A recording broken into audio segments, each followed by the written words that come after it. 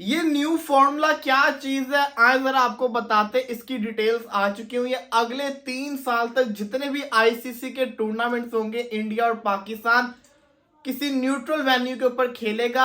आप ये समझ लें बेसिकली ये हाइब्रिड मॉडल ही है, लेकिन उसको एक न्यू नाम दे दे, क्योंकि हमने कहा था कि हम हाइब्रिड मॉडल में नहीं खेलेंगे। लेकिन अगर आप गौर से सोचेंगे तो अगले 3 साल तक चाहे इंडिया के अंदर जितने भी आईसीसी इवेंट्स हो, चाहे पाकिस्तान के अंदर हो, जितने भी इवेंट्स होंगे, हम कहाँ खेलेंगे? न्यूट्रल वेन्यू के ऊपर। अब ये तो बात सही है, साथ जब पीसीबी के साथ जो इन्होंने इल्जाम लगाया था कि पीसीबी ने पैसा ज्यादा ले लिया है, पाकिस्तानी मीडिया और पीसीबी ने इस बात को मुस्तरद कर दिया है। लेकिन अब इस चीज के ऊपर आते हैं, क्या इसमें पाकिस्तान की जीत हुई है?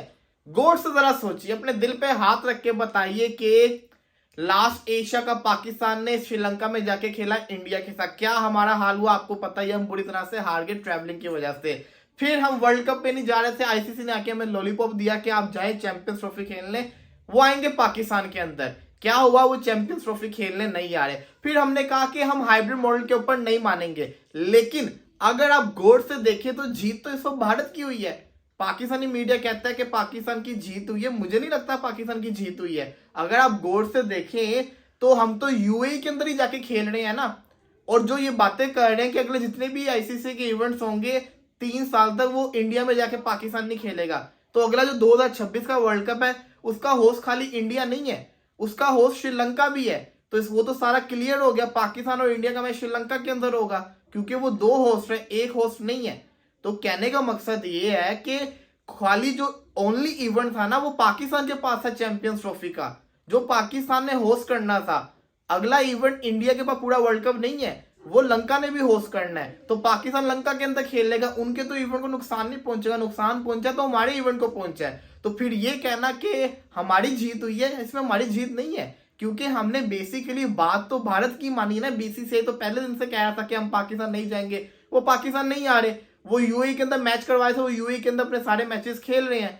और अगर फाइनल होता है तो फाइनल में यूएई के अंदर होगा। तो ये जो अभी न्यू रिपोर्ट सामने आई है, इससे मुझे लगता है कि पाकिस्तान की जीत नहीं है। पाकिस्तान की जीत इस सूरत में होती अगर हम कहते हैं कि इंडिया पाकिस्तान नहीं आ रहा तो हम इंडिया के साथ मैच नहीं खेलेंगे।